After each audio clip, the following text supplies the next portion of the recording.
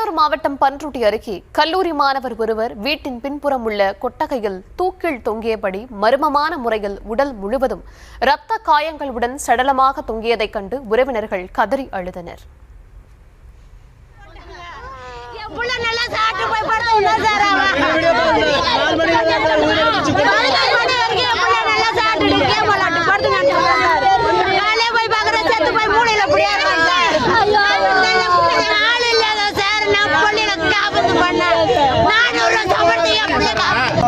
தம்பியில சாப்பிட்டு இருந்தாங்க சார். நான் இப்போ நைட்டு 2 மணி வரையும் அவனுக்கு வீட்டில் இருந்தான். குரலை கேட்டுட்டு நானும் போய் பார்த்தேன்.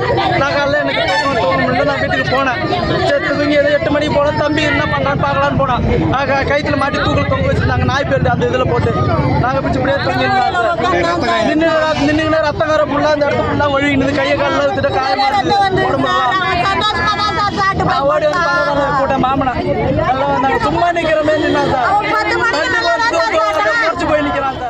விவரங்களை தர இருக்கிறார் செய்தியாளர் தர்மராஜ். வணக்கம், விவரங்கள் வழங்கலாம்.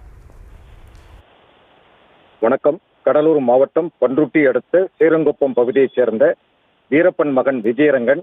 இவர் கடலூர் அரசு கலைக்கல்லூரியில் 3ஆம் ஆண்டு படித்து வருகிறார். இவர் தனது நண்பர்களுடன் விடுமுறை நாட்களில் ஃப்ரீ ஃபயர் ஆன்லைன் கேம் விளையாடுவது பழக்கம் இருந்து வந்துள்ளது.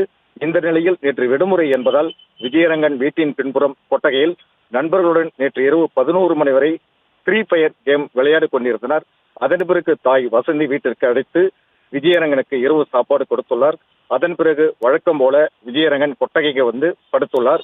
இந்த நிலையில் காலை 7 மணி அளவில் தாய் வசந்தி நீண்ட நேரமாகி மகன் கொட்டகை விட்டு வெளியே வராததால் அதிர்ச்சி அடைந்து கொட்டகைக்கு சென்று பார்க்கும்பொழுது விஜயரங்கன் தூக்கில் தொங்கியபடி உடல் முழுவதும் இரத்த காயங்களுடன் சடலமாக தொங்கினார். அதிர்ச்சியடைந்த தாய் மற்றும் உறவினர்கள் உடலை பார்த்து முன்விரோதத்தில் கொலை செய்து உள்ளார்கள் என்று கதறி அழுதனர்.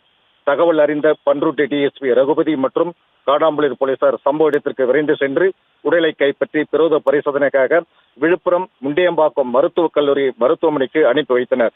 இதையடுத்து காடாம்புலூர் போலீசார் மர்மமான முறையில் உயிரிழந்த கல்லூரி மாணவர் விஜயரங்கன் இறப்பு குறித்து வழக்கு பதிந்து விசாரணை மேற்கொண்டு வருகின்றனர்.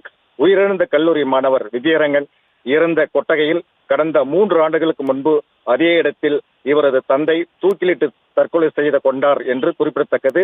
ஒரே இடத்தில் தந்தை மகன் உயிரிழந்த சம்பவம் அப்பகுதியில் பெரும் சோகத்தை ஏற்படுத்தியுள்ளது. விவரங்களுக்கு நன்றி.